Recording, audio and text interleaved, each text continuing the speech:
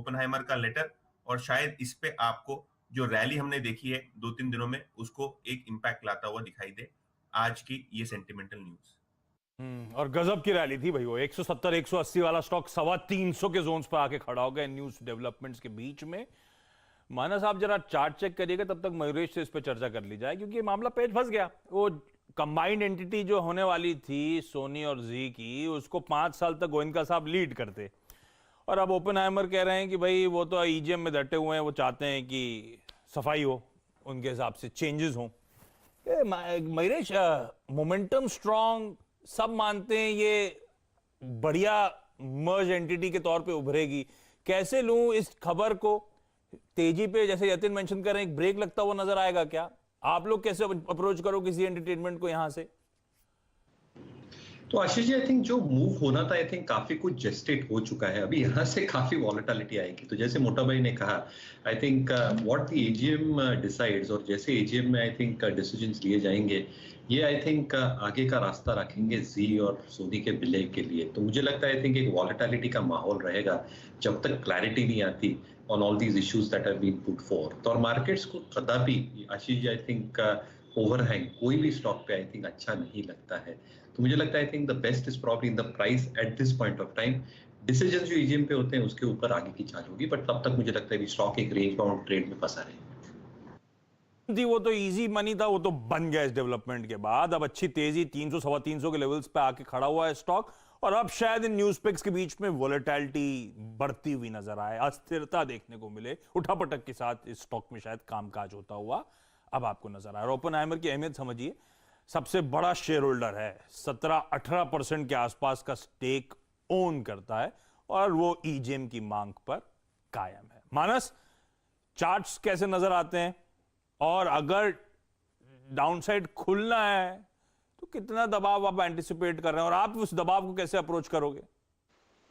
देखिए, जो 250-240 की रेंज का ब्रेकआउट था, उसके टारगेट करीब 350-375 की रेंज में आते हैं, और मेरा समझना है कि वो लेवल्स ऑलरेडी अचीव हो चुके हैं। तो उस ब्रेकआउट के टारगेट्स ऑलरेडी आ गए हैं। दूसरी चीज, इंपॉर्टेंट चीज ये है कि 300 रुपए के लेवल्स आपको ध्यान रखते हैं। अगर 300 रुपए के नीचे जाता है तो आपको वहां पर बिकवाली देखने को मिल सकती है। तो आपके पास जो पोजीशन है उसमें 300 रुपए का स्टॉप लॉस रखें। फ्रेश लॉन्ग पोजीशन की राय करंट लेवल्स पे नहीं रहेगी। अगर 300 रुपए के लेवल्स ब्रेक होते हैं और वहां पर गिरावट देखने को मिले, तो शायद वो जो गैप एक है 250 260 की रेंज में, वो फिल होने आएगा। लेकिन उस गैप पे अगर वहां पर बाइंग इंटरेस्ट देखने को मिले, तो मेरे हिसाब से खरीदारी करके चलना है। हमें ध्यान रखना है कि 200 हफ्ते का जो मूविंग एवरेज है स्टॉक को, उसने पिछले हफ्ते टेस्ट किया, लेकिन उसके ऊपर सस्टेन नहीं हो पाया। तो मीडियम टू लॉन्ग टर्म के लिए ट्रेंड अभी भी बहुत क्लियर नहीं है। लेकिन गिरावट पे अगर 250 के आसपास सपोर्ट दिखने लगे, वहां पर बाइंग इंटरेस्ट देखने को मिले, तो आप खरीदारी कर सकते हैं।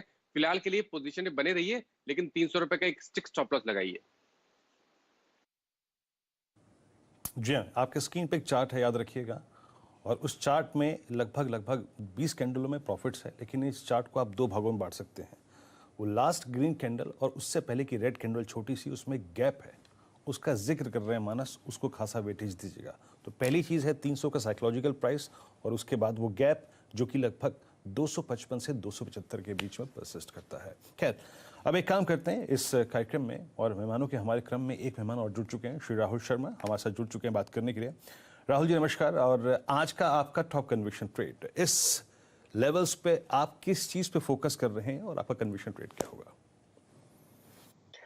नमस्कार वीरेंद्र जी। देखिए, मार्केट 18,000 के लेवल का लगाने के लिए यहाँ पर बिल्कुल तैयार है। मेरी ख्याल से अगला ब्रेकआउट 2 सेक्टर में आ सकता है। एक है ऑटो सेक्टर और दूसरा है बैंकिंग क्षेत्र। देखिए, ऑटो में ऑलरेडी आई थिंक डिस्कशन हो चुके हैं, तो मैं ऑटो को टच नहीं करूंगा। लेकिन बैंक निफ्टी में मुझे लगता है कि 38,100 के ऊपर एक फ्रेश अपसाइड शुरू होगी। 38,000 पे हाईएस्ट कॉल राइटर्स भी है, उनमें भी शॉर्ट कवरिंग आनी चाहिए, और एक तरह से टेक्निकली भी 38,100 के ऊपर बैंक निफ्टी में पॉजिटिव रुझान रहेगा। अब इसमें कौन से ऐसे शेयर हैं जो इसमें बड़ी भूमिका निभा सकते हैं? देखिए, पिछले वीक में एचडीएफसी बैंक ने बहुत ही जबरदस्त क्लोजिंग दी थी। वीकली बेसिस पर, डेली बेसिस पर ब्रेकआउट दिया है। और देखिए, ये जो कंसोलिडेशन था तकरीबन फरवरी से चल रहा है। फरवरी से HDFC bank broadly under perform कर रहा है मार्केट को, और मुझे लगता है कि अभी ही अंडर परफॉर्मेंस आउट परफॉर्मेंस में कंटिन्यू हो सकती है। तो एचडीएफसी बैंक को 1600 रुपए के भाव में बाय कीजिए। डिलीवरी रिकमेंडेशन है, ऐसा नहीं है कि आज और कल में प्रॉफिट आ जाएगा, बट मुझे लगता है पोजिशनल बेसिस पे आपको महीने भर के अंदर आपको ऊपर में 1800 रुपए तक के